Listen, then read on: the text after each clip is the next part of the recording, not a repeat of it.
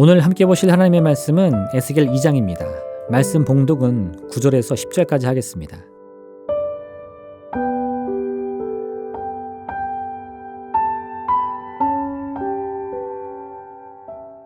내가 보니 보라, 한 손이 나를 향하여 펴지고 보라, 그 안에 두루마리 책이 있더라. 그가 그것을 내 앞에 펴시니 그 안팎에 글이 있는데 그 위에 애가와 애곡과 재앙의 말이 기록되었더라. 아멘.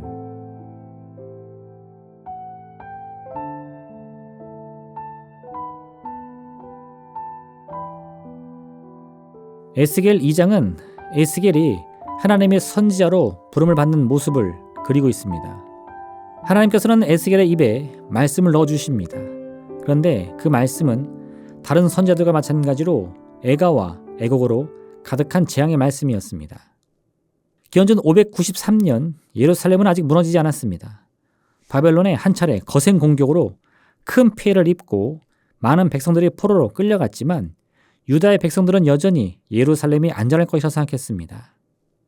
하지만 당시 예루살렘에 있던 예레미야는 물론 바벨론으로 사로잡혀온 에스겔에게도 동일한 말씀이 주어집니다. 유다 백성들의 폐역으로 하나님께서 예루살렘을 심판하시겠다고 말입니다. 예루살렘에 대한 심판은 하나님께서 급한 마음에 준비한 일이 아니었습니다. 이스라엘의 폐역을 보시며 치밀어 오르는 분노 때문에 아무 계획 없이 행하신 일도 아니었습니다. 하나님께서는 이스라엘의 심판을 오래전부터 계획하셨습니다. 왜일까요? 이 일이 하나님의 뜻에서 어긋나게 하지 않기 위해서입니다. 하나님께서는 심판을 통해 그저 이스라엘에게 고통과 아픔을 주려고 했던 것이 아니라 이 고난의 시기를 통해 그들이 죄악의 자리를 떠나고 다시금 하나님께로 돌아오기를 바라셨던 것입니다. 그렇기 때문에 하나님께서는 아주 오래전부터 이스라엘을 향한 심판을 준비하시고 또 그 계획을 여러 선지자들을 통하여서 이스라엘 백성들에게 미리 알려주셨습니다. 그들이 이런 하나님의 뜻을 듣고 죄악을 돌이켜 하나님께로 나오기만 한다면 하나님의 심판 계획은 실행하기도 전에 이미 성취된 것이나 마찬가지였을 것입니다.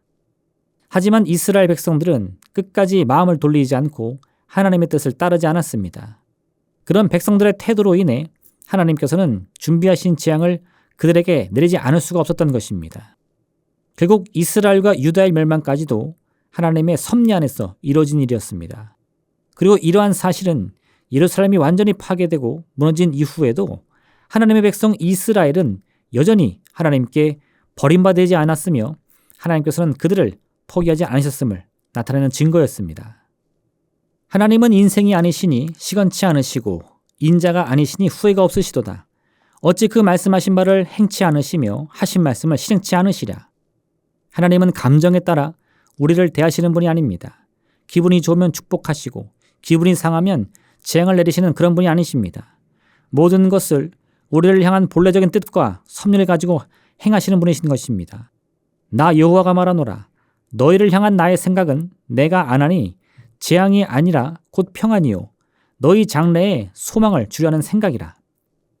하나님께서는 처음부터 우리 인류를 향한 계획이 반드시 축복이라 말씀하십니다. 하나님께서는 우리가 잘되고 잘되기를 원하십니다. 가난과 질병으로 고통받는 것은 결국 하나님의 뜻이 아닙니다. 이와 같은 믿음의 확신이 있다면 우리는 지금 우리의 환경이 비록 힘들고 어렵다 하더라도 이런 환경의 문제가 우리의 운명을 어찌할 수 없음을 알 수 있는 것입니다.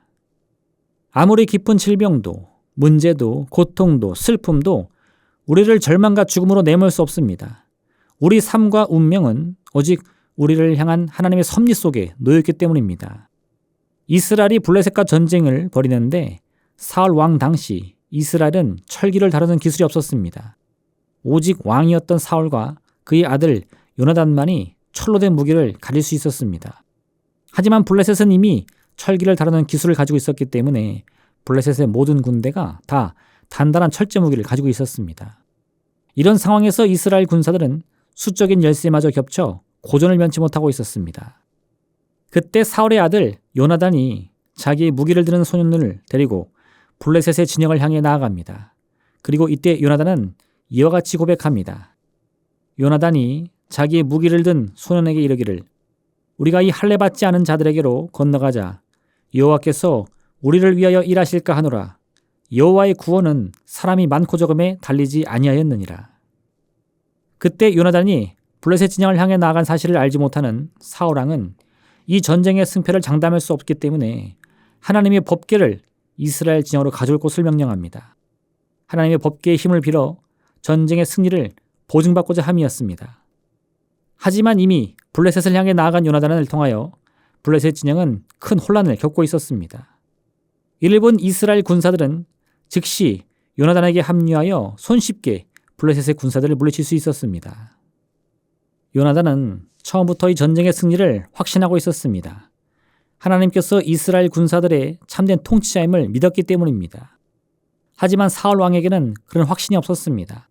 그는 여전히 전쟁의 상황을 살피며 환경이 주는 유불리를 통해 승패를 가늠했습니다. 그러다 보니 사울 왕은 점점 마음이 조급해졌으며 패배의 두려움에 휩싸여갔던 것입니다. 그러나 요나단은 군사의 숫자도 밀리고 무기의 상태도 좋지 않았지만 이와 상관없이 이 싸움의 승패는 이미 하나님께서 결정했다는 믿음을 가지고 앞을 향해 나아갑니다. 이런 요나단의 결단과 행동을 통해 패배의 두려움에 휩싸였던 군사들은 용기를 내어 블레셋 진영을 향해서 돌진해 큰 승리를 거뒀던 것입니다. 결국 하나님의 섭리를 향한 믿음의 확신이 이스라엘 군사를 움직이는 결정적인 힘이 된 것입니다. 이와 같이 우리 믿음의 확신이 하나님의 기적을 이끄는 씨앗이 됩니다.